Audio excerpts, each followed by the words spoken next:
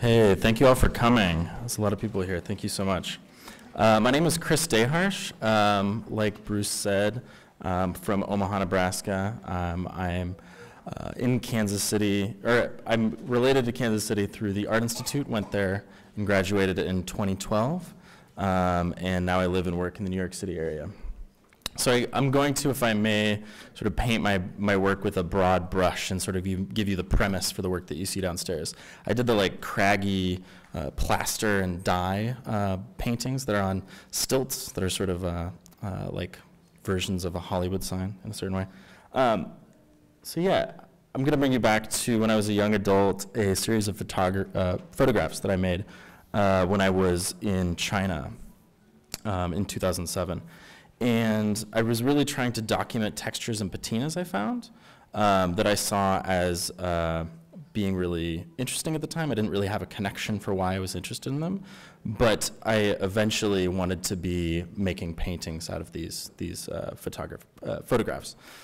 So they were for that purpose. But later on, I sort of realized that they were analogous with these textures and patterns and patinas that I found in the Midwestern environment back home, in industrial zones like grain elevators, old train yards, rusty tracks, things like that, things that were sort of off limits. So yeah, this is one of the photographs from that series in China. And this was a furnace outside of a temple in Hong Kong where people would write down their prayer and burn it in this furnace.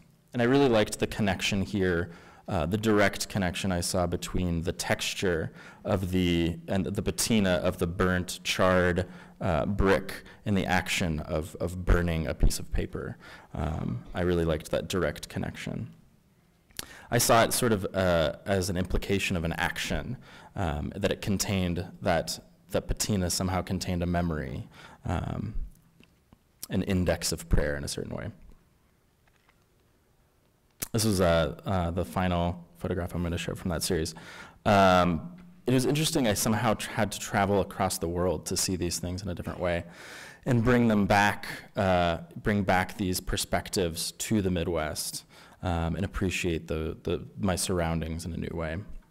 And it really conditioned my eyes to see my environment and my surroundings as vessels for time and memory. So this is an early piece that sort of addressed these things in a sculptural way. Like I said, I made a bunch of paintings from those photographs. But I was taken with sculpture's ability to interact with the human body. It relates to the human body, or it interferes with the human body in certain ways. You have to walk around it. You have to see the other side. It is an impediment somehow. But in that way, you sort of slow down and look at it in a different way. And I like to think of this one as sort of a barrier or a remnant of an action that had happened, a still after the action. And this is a T-shirt that I dipped in concrete and laid over steel rebar. It sort of has this weird like tie-dye effect too, but it's concrete, so it's sort of the opposite of tie-dye for some reason. This is another piece from around that time period called Improvised Barrier from 2013. And I was continuing to be interested in moving into the viewer's space and interpreting forms, and through that, sort of interpreting forms that I found in the man-made environment, such as barriers, street scenes, construction sites, facades, things like that. And I really enjoyed, particularly at this time, and still do, trying to focus on the attempt to represent something, and attempting to represent a barrier somehow makes it its own object. It becomes its own thing. It's sort of falling short of that representation, but I like that it does that.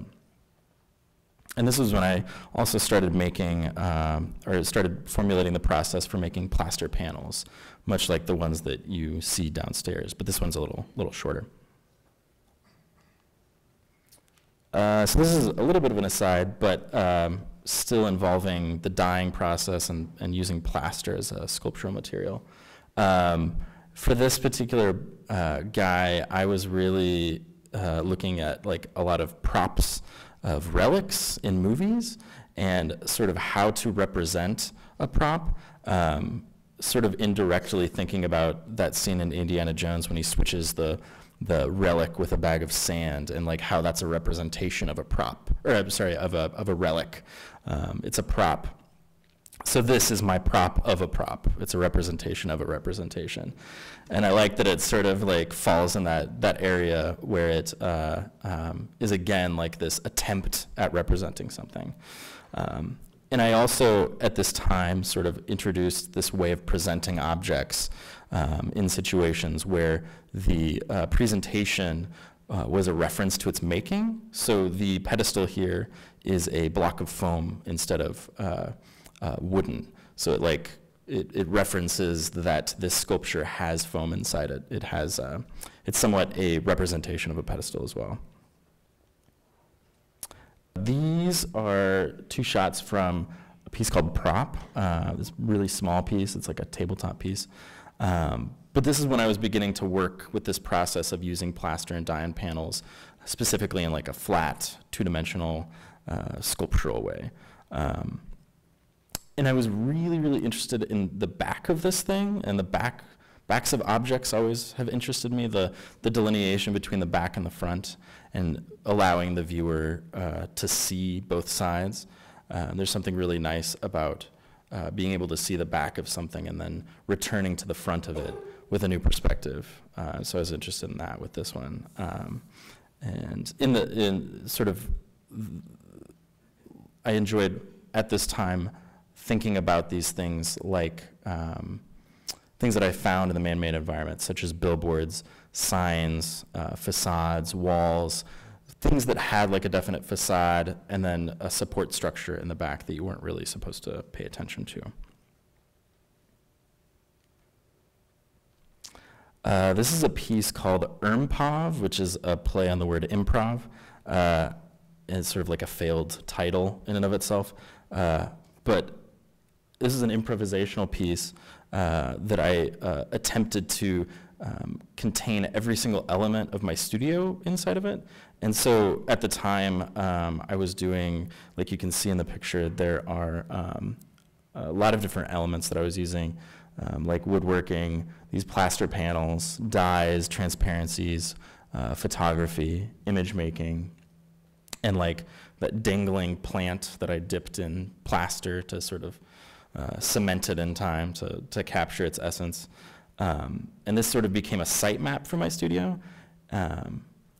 And yeah, I really enjoyed in this piece, it has its own sense of logic in that it is a failure of itself, but I like showing the failure. I like showing the failed piece. I find that very funny.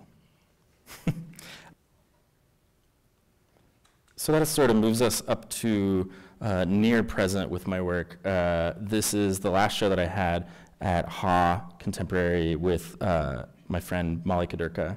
And yeah, this was called What Remains. And we both sort of approached the theme of artifact from different areas. I approached it from like me trying to use my process in my studio to make my own artifacts, like artifacts of the studio. And she sort of approached it from the arena of science and observation, sort of like observing these artifacts and recording them through drawing. She had a series of drawings in this show that were drawings of stars, drawings of artifacts, man-made and geological. And yeah, this is when my studio process really started to slow down a lot, which was really nice.